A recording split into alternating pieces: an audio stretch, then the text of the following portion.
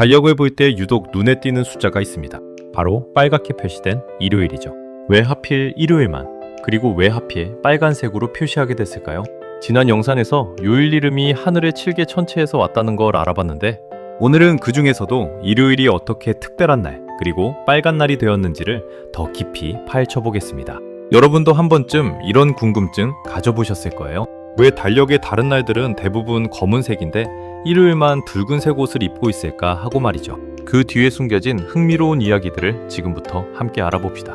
먼저 이름부터 살펴볼까요?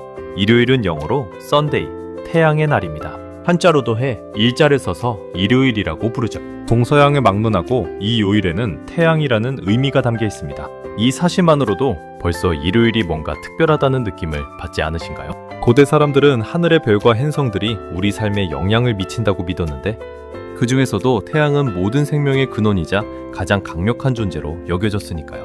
이건 우연이 아닙니다. 고대 로마에서는 하늘의 7개 천체 중에서도 태양을 가장 중요하고 신성한 존재로 여겼습니다. 다른 행성들, 그러니까 달, 화성, 수성, 목성, 금성, 토성이 각각의 날을 지배한다고 생각했지만 그 중에서도 태양은 으뜸이었죠. 그래서 태양이 지배하는 날을 한 주의 특별한 날로 삼았습니다. 마치 왕이 다스리는 날처럼 말이죠. 이날은 다른 요일들과는 격이 다른 대우를 받았을 것이 분명합니다. 그런데 이날이 단순히 태양의 날이라는 이름을 넘어서 실제로 일하지 않고 쉬는 날이 된 데에는 아주 구체적인 역사적 사건이 있습니다. 아무리 신성한 날이라도 먹고 살기 위해 일을 해야 했던 고대인들에게 쉬는 날을 만드는 건 결코 쉬운 일이 아니었을 겁니다.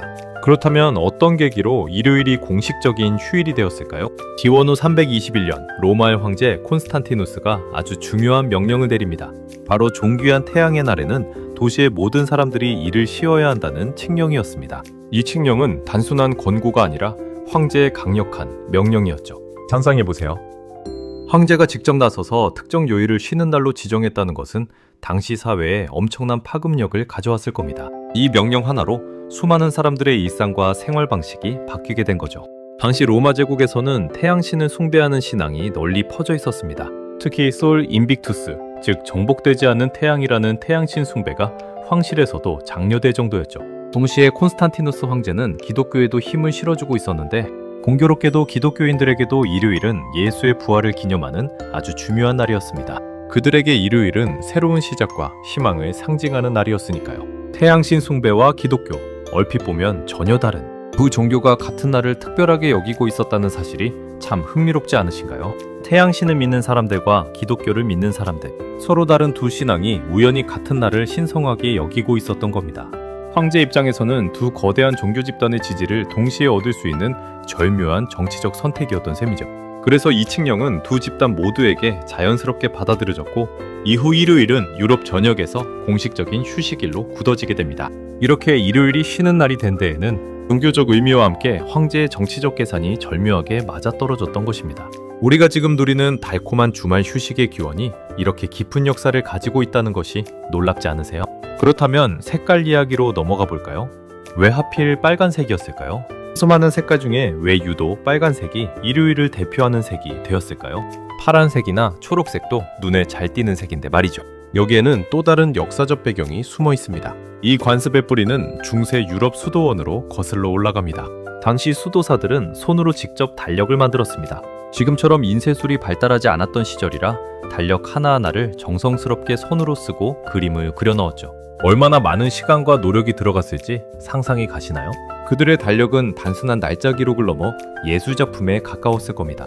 수도사들은 보통 날짜는 검은 잉크로 적었습니다. 그런데 성인을 기리는 축일이나 부활절, 크리스마스처럼 종교적으로 아주 중요한 날은 검은 글씨 사이에서 한눈에 띄도록 빨간 잉크로 따로 적었습니다. 마치 중요한 부분을 빨간 펜으로 밑줄 긋듯이 말이죠.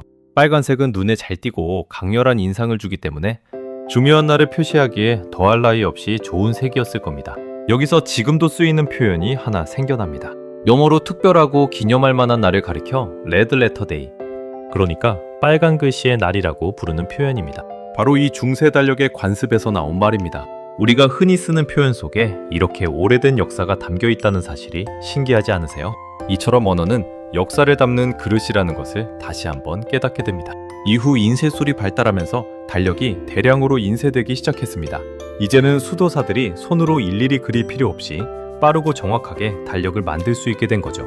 인쇄업자들은 검은 잉크로 평일을, 그리고 일요일과 공휴일처럼 쉬는 날은 눈에 잘 띄도록 두 번째 색, 주로 빨간 잉크로 인쇄하는 방식을 이어받았습니다. 기존의 사람들이 익숙해져 있던 방식을 그대로 따른 것입니다. 이것이 바로 우리가 오늘날 사용하는 달력의 모습이 된 결정적인 계기였죠. 이 관습이 그대로 오늘날 우리가 쓰는 달력에까지 이어진 것입니다. 수백 년의 시간을 뛰어넘어 중세 수도사들의 작은 습관이 현대인의 일상에까지 영향을 미치고 있다는 것이 정말 놀랍지 않나요? 흥미로운 건 이 관습이 전 세계에서 똑같지는 않다는 점입니다.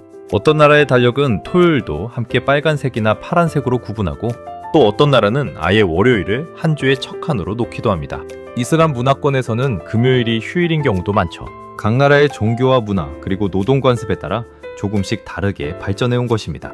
이처럼 달력 하나에도 각 나라의 독특한 문화와 역사가 담겨 있다는 사실을 알 수 있습니다. 정리해보면 일요일이 빨간 날이 된 데에는 태양을 숭배하던 고대 신앙과 로마 황제의 정치적 결정, 그리고 중세 수도사들이 손으로 달력을 만들던 소박한 습관까지 여러 시대의 이야기가 겹겹이 쌓여 있는 것입니다. 단순히 달력의 한 숫자에 불과하다고 생각했던 일요일, 빨간색 표시가 이렇게 깊고 다채로운 역사를 가지고 있다는 것이 흥미롭지 않으실까요? 이 모든 이야기들이 합쳐져 오늘날 우리가 알고 있는 일요일이 탄생하게 된 것이죠. 매주 무심코 넘기는 빨간 숫자 하나에 이렇게 오래된 사연이 담겨 있다는 게 신기하지 않으신가요? 우리가 당연하게 여기는 일상의 작은 것들에도 이렇게 깊은 역사가 숨어 있다는 사실을 알게 되면 세상이 더욱 재미있게 보일 겁니다. 다음번 달력을 보실 때도 빨간색 일요일을 보며 오늘 나눈 이야기들을 떠올려 보세요. 아마 전과는 다르게 느껴지실 겁니다. 그렇다면 이런 궁금증도 생기지 않으세요? 시계 문자판은 왜 숫자 1부터 12까지만 있고 정오와 자정을 왜 똑같이 12시라고 부를까요? 하루 24시간을 나타내는 시계는 왜 12칸만 있을까요? 그리고 낮 하시보시와 밤 하시보시를 같은 숫자로 부르는 데에는 어떤 이유가 있을까요? 다음 영상에서 그 답을 함께 찾아보겠습니다. 구독과 좋아요 꼭 부탁드릴게요. 감사합니다.